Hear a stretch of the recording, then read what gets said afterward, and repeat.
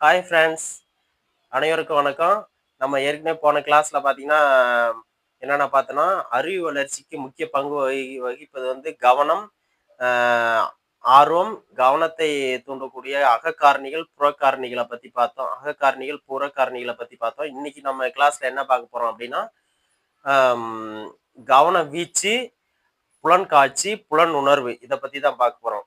புல கவன வீச்சு கவன வீச்சு அப்படின்னா என்ன அப்படின்னா ஒரு குறிப்பிட்ட நேரத்தில் மிக விரைவாக எவ்வளவு பொருட்களை அல்லது எவ்வளவு நிகழ்ச்சிகளை ஒருவரால் கவனிக்க முடியுமோ அதனை தான் கவன வீச்சு அப்படிங்கிறோம். என்னன்னா ஒரு குறிப்பிட்ட நேரத்துல எவ்வளவு மிக விரைவாக ஒரு குறிப்பிட்ட நேரத்துல மிக விரைவாக எவ்வளவு பொருட்களையோ அல்லது எவ்வளவு நிகழ்ச்சிகளையோ ஒருவரால் வந்து கவனிக்க முடியுமோ அதுதான் வந்து அவருடைய கவன வீச்சு அப்படிங்கிறோம். இது வந்து டேசிஸ்டா டெசிஸ்டாஸ்கோப் என்ற கருவியின் மூலம் வந்து கவன வீச்சை வந்து கண்டறியலாம். இந்த கருவி வந்து கண்டுபிடிச்சவர் யாருன்னா ஜான்சன் 1870ஆம் ஆண்டு பளிங்கு கற்களின் மேல் சோதனை செய்து இந்த கவன வீச்சு கருவியினை வந்து கண்டுபிடிச்சார். டாசிஸ்டாஸ்கோப். இது வந்து இந்த டாசிஸ்டாஸ்கோப்ல வந்து 4 to 8 புள்ளிகள்ல வந்து இருக்கும். இந்த புள்ளிகள்ல வந்து ஆங்கில எழுத்துக்கள் வந்து அச்சடிக்கப்பட்டு இருக்கும். இதை மாறி மாறி ஒன்றன் பின் ஒன்றாக பயன்படுத்தி வந்து கவன வீச்சை வந்து கண்டறியலாம். கவன வீச்சில் அதிக அளவில் வந்து தனியால் வேறுபாடுகள் வந்து அதிக அளவு இருக்கு. தனியால் வேறுபாடுகள் வந்து கவன வீச்சில் வந்து அதிகமா இருக்கு. அதாவது ஒவ்வொருத்தருக்கும் இந்த வந்து கவன வீச்சு வெவ்வேறு மாதிரியா இருக்கும். அதான் வந்து தனியால் வேறுபாடுகள் வந்து அதிகமா இருக்கு அப்படின்னு சொல்றாங்க.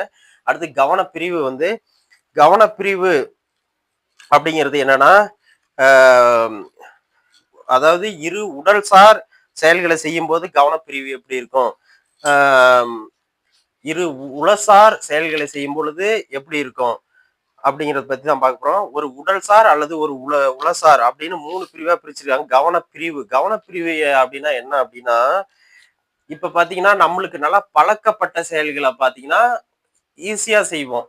அதே நம்ம பழக்கப்படாத செயல்களை பாத்தீங்கன்னா ரொம்ப அது செஞ்சு முடிக்கிறது ரொம்ப கடினமா இருக்கும். அதுதான் சொல்றாங்க. இரு உடல்சார் செயல்களை ஒரே சமயத்தில் செய்யும் பொழுது நிகழும் கவனப்பிரிவு. அதாவது நம்ம வலது கையால ஒரு முக்கோண வடிவத்தை வந்து வரைய சொல்றதுக்கும், நம்ம இடது கையால ஒரு முக்கோண வடிவத்தை வரைய சொல்றதுக்கும் டிஃபரெண்ட் இருக்கும் இல்லையா? இதுதான் வந்து இரு உடல்சார் செயல்கள். உடலை மையமா வச்சு இரு உடல்சார் செயல்கள் செய்யும்போது கவனப்பிரிவு வந்து ஒரு வலது கையில செய்யும்போது சீக்கிரமா செய்வோம். ஆனா இடது கையில அந்த முக்கோணத்தை வந்து போடும்போது ரொம்ப கடினமா இருக்கும் இல்லையா? அதுதான் இரு உடல்சார் செயல்கள். அடுத்து உளசார் செயல்கள் அப்படின்னா என்னன்னா, அதாவது ஏ டு இஜெட் வரைக்கும் நம்ம சொல்லணும்னா கடகடன்னு நல்லா ஸ்பீடா சொல்லிருவோம். அதே இஜெட் டு ரிவர்ஸ்ல பின்னாடி இருந்து முன்னாடி சொல்லணும் அப்படின்னா ரொம்ப கஷ்டமா இருக்கும் இல்லையா? இதான் வந்து இரு உளசார் செயல்கள் கவனப்பிரிவு. ஒரு உடல்சார் மற்றும் இரு ஒரு உளசார் செயல் அப்படிங்கும்போது, ஒரு உடல்சார் அப்படின்னா முக்கோணங்களின் எண்ணிக்கையை வந்து போடுறது. அதே அதே சமயத்துல ஏபிசிடிய வந்து இஜெட்ல இருந்து பின்னாடியில இருந்து சொல்லும் பொழுது வந்து கவனப்பிரிவு வந்து டிஃப்ரெண்டா இருக்கும் அப்படிங்கிறது தான் இது 3 பிரிவா குடுத்துருக்காங்க கவனப்பிரிவு. கவன வீச்சுனா என்ன?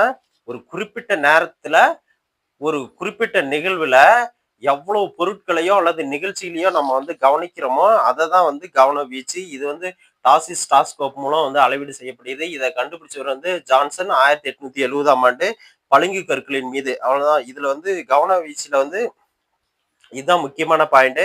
இது வந்து 3 பிரிவா பிரிச்சிருக்காங்க. இரு இரு உடல்சார் பிரிவு, இரு உளசார் பிரிவு, உடல்சார் பிரிவு, இரு உடல்சார் பிரிவு, இரு உளசார் பிரிவு, ஒரு உடல்சார் மற்றும் ஒரு உளசார் அப்படின்னு 3 பிரிவா இருக்கு. அடுத்தது நம்ம பார்க்க போறது வந்து கவனக்குறைவு.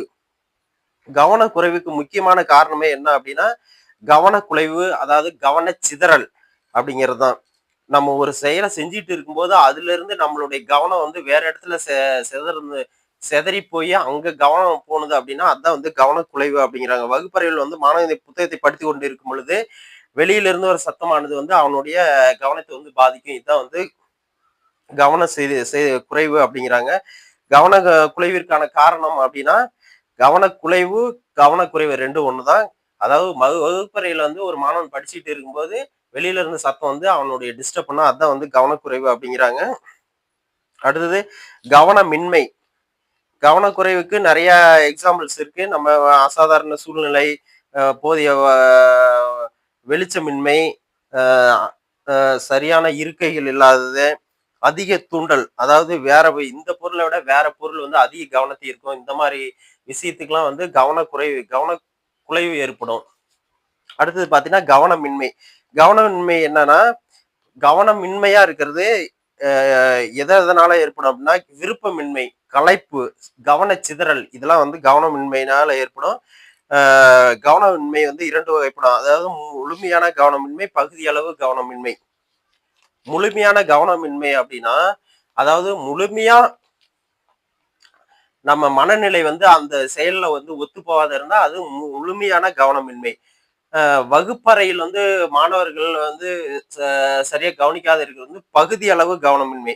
அ இது முக்கியமா இந்த கொஸ்டின் கேட்பாங்க. வகுப்பறையில் மாணவன் வந்து எந்த வகையான கவனமின்மை வந்து வெளிப்படுத்துகிறார் அப்படின்னா, பகுதி அளவு கவனமின்மை. ஓகே. தேவையற்ற பொருட்களின் மீது கவனம் செல்வதாக இத்தகைய பகுதியளவு கவனம் வந்து ஏற்படுகிறது. அதாவது நம்ம கிளாஸ் ரூம்ல வந்து ஆசிரியர் வந்து பாடம் நடத்திட்டு இருக்கும்போது, மாணவர்கள் வந்து வெளிய வெளியில இருக்கிற சவுண்ட்னாலே வந்து பாதிக்கப்படுகிறது வந்து பகுதியளவு கவனமின்மை. அடுத்தது வந்து புலன் உணர்வு, புலன் காட்சிய பத்தி பார்ப்போம். புலன் உணர்வு அப்படின்னா, புலன் உணர்வு மனிதனின் அறிவின் வா அறிவின் வாயில்கள் அறிவின் வாயில்கள் அப்படிங்கிறது வந்து புலன் உணர்வு. அதாவது நம்மளுடைய புலன் உண உறுப்புகள் மூலியமா தான் வந்து நம்ம எல்லா செய்திகளும் வந்து நம்ம தெரிஞ்சுக்கிறோம். அதான் வந்து அறிவின் வாயில்கள் அப்படின்னு அழைக்கப்படுகிறது எதுனா புலன் உணர்வு. ஓகே. புலன் உணர்வு என்னன்னா நம்ம ஏற்கனவே நம்மளுக்கு தெரியும். இது என்னன்னா கண் கண் வந்து என்ன பார்க்கிறது. இது வந்து நிறம், ஒளியை வந்து பார்க்கும். புலன் காட்சி, புலன் உணர்வு கண்கள், புலன் காட்சி வந்து பார்வை. அடுத்து காது. காது வந்து கேட்டல் திறன், கேட்டல் உணர்வு, அது புலன் காட்சி வந்து கேட்டல். மூக்கு வாசனை தூண்டல், அது புலன் காட்சி வாசனை. நாக்கு வந்து சுவையை தூண்டல், புலன் காட்சி சுவைத்தல். தோல் வந்து தொடுதல், புலன் காட்சியும் வந்து தொடுதல். ஓகே. புலன் உணர்வுனால வெளி உலகத்தை பத்தி நம்ம தெரிஞ்சுக்க முடியும். வெளி உலக பற்றி விவரங்களை அறிந்து கொள்ள வழிவகுப்பதே புலன் உணர்வுகள் தான். வெளி உலகை பத்தி நம்ம அறிஞ்சுக்கிறதுக்கு முக்கியமான காரணமே வந்து புலன் உணர்வு தான். அடுத்து புலன் காட்சி. புலன் காட்சி அப்படின்னா என்ன அப்படின்னா, புலன் உணர்வு பிளஸ் அதனுடைய அர்த்தம். அந்த பொருளினுடைய விபரம், அர்த்தம் அது எல்லாமே நம்ம உள் மனதில இருந்து தோன்றுது இல்லையா? அதுதான் வந்து புலன் காட்சி அப்படிங்கிறாங்க. இப்ப ஒரு யானை அப்படின்னு சொல்றோம் அப்படின்னா, ஒரு சிங்கம் அப்படின்னு சொல்றோம்னா, இப்படிதான் இருக்கும் அப்படின்னு நம்ம மனசுல பதிஞ்சிருக்கு இல்லையா? ஏற்கனவே அதனுடைய அர்த்தம், அதாவது யானைனா இப்படி இருக்கும், சிங்கம்னா இப்படி இருக்கும் அப்படின்னு நம்ம மனசுல தோன்றுது இல்லையா? அதுதான் அப்ப அந்த புலன் உணர்வு பிளஸ் அந்த அர்த்தம், அந்த பொருளினுடைய அர்த்தம் நம்மளுக்கு தெரியுது இல்லையா? அதுதான் வந்து புலன் காட்சி அப்படின்னு சொல்றாங்க. புலன் உறுப்புகள் வாயிலாக பெறும் புலன் உணர்வு தூண்டுதலுக்குரிய பொருளின் தன்மை ஆகிய அவற்றினுடைய உள்ள தொடர்பு ஆகியவற்றை அறிந்து கொள்ள நிலையினை வந்து புலன்காட்சி என்பர். புலன்காட்சி என்பது புலன் தூண்டல்களை பிரித்து புரிந்து கொள்ளும் நிலையினை வந்து குறிக்கும். புலன்காட்சி என்பது புலன் தூண்டல்களை புரிந்து கொள்ளும். புலன்காட்சி என்பது புலன் தூண்டல்களை, அதாவது புலன் உணர்வுகளை புரிந்து கொள்ளும் நிலையினை தான் குறிக்கும். அதான் நாம சொன்னோம் இல்லையா இப்ப. அதாவது புலன் காட்சின்னா என்னன்னா, புலன் உணர்வு பிளஸ் அதனுடைய அர்த்தம், விவரம். அதாவது ஒரு சொல் சொல்றோம்னா அதனுடைய அர்த்தம், விவரம்லாம் வந்து நம்ம மனசுக்குள்ள தோன்றுது இல்லையா? அதுதான் வந்து புலன் காட்சி அப்படின்னு சொல்றாங்க. நம்மை சுற்றியுள்ள பொருட்களை நாம் உணர்ந்து கொள்வதற்கான அமைப்பு செயல்முறையே, நம்ம சுற்றியுள்ள பொருட்களுடைய அறிந்து கொள்வதற்கு அமைப்பு செயல்முறையே வந்து புலன் காட்சி அப்படின்னு வந்து ஹென்றி கேரட் அப்படின்னு வந்து சொல்றாரு அவரு. அடுத்தது வந்து புலன்காட்சி வந்து எப்படி இருக்கும் அப்படின்னா, அர்த்தமுள்ளதா இருக்கணும். புலன்காட்சி தேர்ந்தெடுக்கப்படும் செயல்கள் இதெல்லாம் வந்து இருக்கும். இதெல்லாம் சும்மா தெரிஞ்சுட்டா போதும் உங்களுக்கு. புலன்காட்சினா இதுதான். அதாவது புலன் உணர்வு பிளஸ் அந்த பொருளினுடைய அர்த்தம், விவரம் தெரிஞ்சுக்கிறது தான் வந்து புலன்காட்சி. அடுத்தது பாத்தீங்கன்னா, இந்த புலன்காட்சியை அதனுடைய அர்த்தம் எப்படி நம்மளுக்கு தெரியுதுன்னா, அந்த மூளையிலிருந்து நம்மளுடைய அந்த பொருளை வந்து வேறுபடுத்தி காமிக்கும். இப்ப பழங்கள்லாம் இருக்கு. ஆரஞ்சு பழம், கொய்யாப்பழம், மாம்பழம், ஆப்பிள் பழம்னு இருக்கு. இது எப்படி அந்த பொருளை நம்ம பார்த்த உடனே இது வந்து ஆப்பிள் பழம் அப்படின்னு நம்ம மூளையிலிருந்து அந்த கட்டுப்பாடு வந்து விதிக்கும். அதுதான் வந்து புலன் காட்சி அப்படின்னு சொல்றாங்க.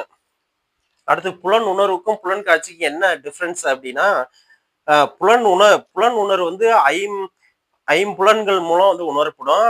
அவற்றினுடைய விளக்கம் அந்த ஐம்புலன்கள் செயல்பட்டு அந்த பொருளினுடைய விளக்கத்தை தர்றது வந்து புலன் காட்சி. ஐம்புலன்கள் வந்து தொடுதல் உணர்வு, ஒளி ஒளி இதெல்லாம் கண்ணுல வந்து ஒளி படுறது, இதெல்லாம் எல்லாமே பார்த்தீங்கன்னா புலன் உணர்வு. அதுக்கு உண்டான விளக்கத்தை தருவது வந்து புலன் காட்சி. இந்த புலன் உணர்வு வந்து புற செயல்களால் புற செயல்களால் அகவயப்படுகிறது. இந்த புலன் காட்சி வந்து அக உணர்வால் நம்ம உள்ளுக்குள்ளார அக உணர்வால் வந்து செயல்களை வந்து வெளிப்படுத்தும். உணர்ச்சியை மட்டும் தூண்டும் இந்த புலன் உணர்வு. இது வந்து உணர்வின் கருப்பொருளை அந்த அந்த பொருளினுடைய கருப்பொருளை வந்து வெளிப்படுத்தும். இதுதான் வந்து புலன் உணர்வுக்கும் புலன் காட்சிக்கும் உள்ள வேறுபாடு. அடுத்தது வந்து கெஸ்டால் கொள்கை அப்படின்னு ஒண்ணு இருக்கு. கெஸ்டால் கொள்கை என்ன அப்படி சொல்றாருன்னா, புலன்காட்சியின் மத்திய கொள்கை அப்படின்னு சொல்றாரு. இது வந்து மூளையில் இயங்கும் முறையின் தன்மையினால் சிறு படங்கள், தெளிவான முழுமைகள் இதெல்லாம் பத்தி சொல்றது கெஸ்டால்ட் கொள்கை. கெஸ்டால்ட் கொள்கை வந்து புலன்காட்சியின் மத்திய கொள்கை என அழைக்கப்படுகிறது. கெஸ்டால்ட் கொள்கை என புலன்காட்சி எப்படியா மட்டும் எந்த வகையான கொள்கையினால் அழைக்கப்படுகிறார் அப்படின்னா மத்திய கொள்கை. இது கேட்பாங்க கொஸ்டின். கெஸ்டால்ட் கொள்கைனா மத்திய கொள்கை, புலன்காட்சியின் மத்திய கொள்கை. இது கொஞ்சம் நோட் பண்ணி வச்சுங்க, இது கேட்பாங்க. கெஸ்டால்ட் கொள்கை வந்து புலன்காட்சியின் மத்திய கொள்கை பற்றி விளக்கமாக கூறும். இது தெரிஞ்சு வச்சுக்கணும். அடுத்து புலன்காட்சியின் விதிகள் அல்லது காரணிகள் அப்படின்னு சொல்லலாம். புலன்காட்சி அதாவது உருவம், பின்னணி, அந்த உருவம் இருக்கும், அதனுடைய பின்னணி நம்ம மனசுக்குள்ளார தோன்றுது இல்லையா, அதுதான் வந்து புலன்காட்சியின் விதிகள் மற்றும் காரணிகள்னு சொல்றாங்க. புலன்காட்சி என்பது உணர்ச்சி மிகுந்தது ஆகும். நாம் இம்முறையை புலன்காட்சியின் கூட்டு முறை அல்லது புலன்காட்சியின் ஒழுங்கமைந்த முறை என்று அழைக்கலாம். அதாவது புலன்காட்சி அப்படின்னாவே சொல்லலாம் கூட்டு முறை, புலன்காட்சியின் கூட்டு முறை. அதாவது அந்த பொருள் பிளஸ் அதனுடைய உணர்ச்சி, அதனுடைய உருவம், பின்னணி எல்லாமே நம்ம மனசுல தெரிஞ்சுக்கிறது. அதுதான் புலன்காட்சியின் கூட்டு முறை அப்படிங்கிறாங்க. அப்புறம் புலன்காட்சியின் ஒருங்கமைந்த முறை அப்படின்னும் இதை வந்து சொல்லலாம். இது வந்து வெளிப்புற காரணி மற்றும் உட்புற காரணி அப்படின்னு இரண்டா பிரிக்கலாம் புலன்காட்சிய. புலன்காட்சியின் காரணிகள்ல வந்து உட்புற காரணிகள், வெளிப்புற காரணிகள் அப்படின்னு இரண்டு வகையா இருக்கு. அடுத்தது பார்த்தீங்கன்னா அந்த வெளிப்புற காரணிகள். புலன்காட்சியில காரணி இரண்டு, உட்புற காரணிகள், வெளிப்புற காரணிகள். அதுல வந்து ஃபர்ஸ்ட் வந்து வெளிப்புற காரணி. வெளிப்புற காரணியில வந்து அண்மை விதி, ஒப்புமை விதி, தொடர்ச்சி விதி, பூர்த்தி செய்தல் விதி அப்படின்னு சொல்றாங்க. அண்மை விதி அப்படின்னா ஒண்ணுல அண்மை விதி, ஒப்புமை விதி, பூர்த்தி செய்தல் விதி, தொடர்ச்சி விதி, இது மூணு இருக்கு. அண்மை விதினா இப்ப ரெண்டு டேஸ் இருக்கு, ரெண்டு டேஸ்க்கும் அதாவது ரெண்டு லைன் இருக்கு, ரெண்டு லைனுக்கும் உள்ள டிஃபரன்ஸ் அண்மை பக்கத்துல இருக்கா, அருகாமையில் இருக்கா, அல்லது ரொம்ப வேறுபாடா இருக்கா, அதுதான் வந்து அண்மை விதி. அடுத்து ஒப்புமை விதி அப்படின்னா சேப்ஸ், ஸ்கொயரு, ரெக்டாங்கிள், ட்ரையாங்கிள் இதெல்லாம் வந்து ஒரே சேப்ஸா நம்ம வந்து ஒரு பொருள் இருக்குன்னா ஒரே சேஃபா இருக்கிறதெல்லாம் ஒரு பக்கம் வைக்கிறோம் இல்லையா, அதான் வந்து ஒப்புமை விதி. அதாவது அந்த சேஃப் அந்த வடிவத்தை வந்து மென்ஷன் பண்ணி நம்ம வந்து அந்த பொருளை வந்து ஒழுங்கமை பண்றோம், அதுதான் வந்து ஒப்புமை விதி. அடுத்தது தொடர்ச்சி விதி அப்படின்னா இப்ப ஒரு சேஃபுக்கு வந்து டாட்டா வச்சிருந்தாங்க அப்படின்னா இந்த சேஃப்ஸ் தான், இந்த டாட் எல்லாம் வந்து கனெக்ட் பண்ணா இந்த சேஃப் தான் நம்மளுக்கு கிடைக்கும் அப்படின்னு சொல்றோம் இல்லையா, அதுதான் வந்து தொடர்ச்சி விதி. அடுத்து பூர்த்தி செய்தல் விதி அப்படின்னாலும் இப்ப இது ட்ரையாங்கிள் ஷேப்ஸ்ல வந்து இருக்கு. இது வந்து டேஷ் டேஷா இப்படி கொடுத்துருந்தாங்க அப்படின்னா ட்ரையாங்கிள் ஷேப்ஸ் தான் இது வரும். இந்த டேஷ் எல்லாமே கனெக்ட் பண்ணா ட்ரையாங்கிள் ஷேப்ஸ் தான் வரும், சர்க்கிள் ஷேப்ஸ் தான் வரும் அப்படின்னு சொல்றது வந்து பூர்த்தி செய்தல் விதி. அடுத்தது வந்து உட்புற காரணிகள். உட்புற காரணிகள்னா நம்மளுக்கு தெரியும், கடந்த கால அனுபவம், கடந்த காலம். இப்ப நம்ம மேகத்தெல்லாம் பார்த்து நாம் ஆகாயத்தில் மேக கூட்டங்களை பார்க்கும் பொழுது யானை, மனிதன் போன்ற உருவ தோற்றத்தை பார்க்கலாம். இப்ப நம்ம ஆகாயத்துல ஒரு ஈவினிங் டைம்லாம் பாத்தீங்கன்னா அந்த மேகம் பாத்தீங்கன்னா ஒரு மனிதனுடைய உருவமாகவோ ஒரு யானையினுடைய உருவமாகவோ நம்மளுக்கு வந்து தெரியும். அதெல்லாம் எப்படி அப்படின்னா ஏன்னா கடந்த கால அனுபவம் நம்ம மனதுக்குள்ளார வந்து அது பதிஞ்சிருக்கும். இதெல்லாம் வந்து உட்புற காரணிகள். எது புலன்காட்சியினுடைய உட்புற காரணிகள். அடுத்து வந்து உட்புற காரணிகள்லே பாத்தீங்கன்னா கடந்த கால அனுபவம் ஒண்ணு, மனப்பான்மை. புலன்காட்சியை நிர்ணயிக்கும் மற்றொரு அகக்காரணி மனப்பான்மை அல்லது மனநிலை ஆகும்.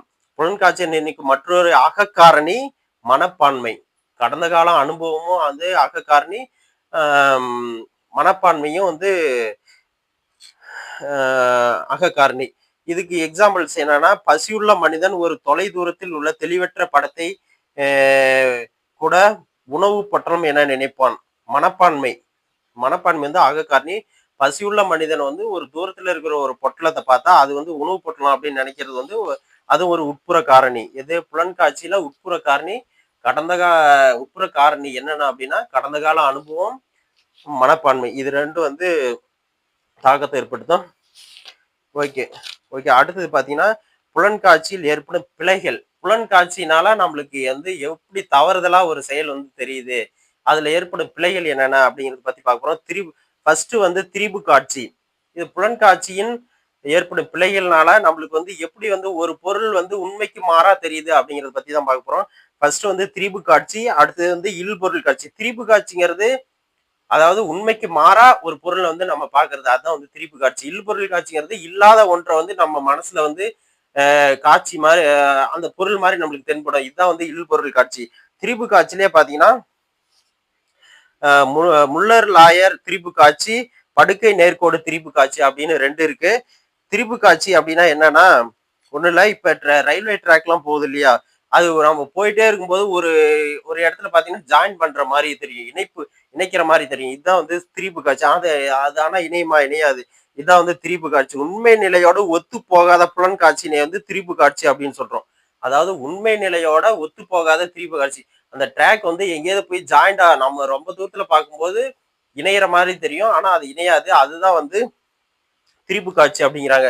ஒரு இப்ப நைட் எல்லாம் போறோம், ஒரு கயிறு கிடைக்குது கீழே, அது வந்து பாம்பு மாதிரி தோணும் இல்லையா, பாம்பு இருக்கிற மாதிரி தோணும். அதுதான் வந்து திரிபு காட்சி அப்படின்னு சொல்றாங்க. தரையில் கிடக்கும் ஒரு கயிறு பாம்பாக காட்சி அளிக்குமானால் அதுதான் வந்து தவறான புலன்காட்சி ஆகும். இதான் திரிபு காட்சி. ஓகே, முல்லர் லாய திரிபு காட்சி அப்படி என்ன சொல்றாரு அப்படின்னா, இரண்டு கிடைமட்டமா இரண்டு கோடு போட்டு அந்த கோட்ல ரெண்டு பக்கமும் உள்ள கார்னர்ல ஏரோ மார்க், ஒன்னும் வெளி சைடு ரெண்டு பக்கமும் வெளி சைடு ஒரு ஏரோ மார்க்கும், உள் சைடு பார்த்த மாதிரி ஒரு கிடைமட்ட கோட்ல ஏரோ மார்க்கும் போடும்போது ரெண்டு கிடைமட்ட கோடுமே வந்து டிஃப்ரெண்டா தெரியும். ஆனா ஈக்குவல் ஷேப்ஸ் தான், ஈக்குவல் லென்த் தான். அது ரெண்டுமே ஒண்ணு நீளமாவும் ஒண்ணு நீளம் கம்மியாவும் தெரியும். இதுதான் வந்து முல்லர் லேயர் திரிபு காட்சி. அதாவது இரண்டு கோடுகளுக்கு இடையே உள்ள நீளம் டிஃப்ரெண்டா தெரியுது அப்படின்னா அதுதான் வந்து முல்லர் லேயர் திரிபு காட்சி. அடுத்து படுக்கை நேர்கோடு திரிபு காட்சி அப்படிங்கிறது ஒரு படுக்கை கோடு ஒரு செங்குத்து கோடு. இந்த படுக்கை கோட்டை விட செங்குத்து கோடு ரொம்ப நீளமா இருக்கிற மாதிரி தெரியும். இதுதான் வந்து படுக்கை நேர்கோடு திரிபு காட்சி. அடுத்தது பாத்தீங்கன்னா இல்பொருள் காட்சி. அதான் ஏற்கனவே நான் சொன்னேன் இல்லைங்களா, இல்லாத ஒரு செயலோ ஒரு பொருளோ வந்து நம்ம இருக்கிற மாதிரி தோன்றதுதான் நமது இல்பொருள் காட்சி. ஒருவனுடைய அறையில் ஒருவர் அங்க இல்லை என்றாலும் யாரேனும் இருப்பது போல் தோன்றுவது இல்பொருள் திரிபு காட்சி. Okay friends, thank you. நம்ம சேனலை வந்து சப்ஸ்கிரைப் பண்ணிக்கிங்க. அடுத்தடுத்த வீடியோ வந்து நம்ம போட்டுட்டே இருப்போம், அதை வந்து நீங்க பார்த்து பயன்பெறுங்க. Okay, thank you friends.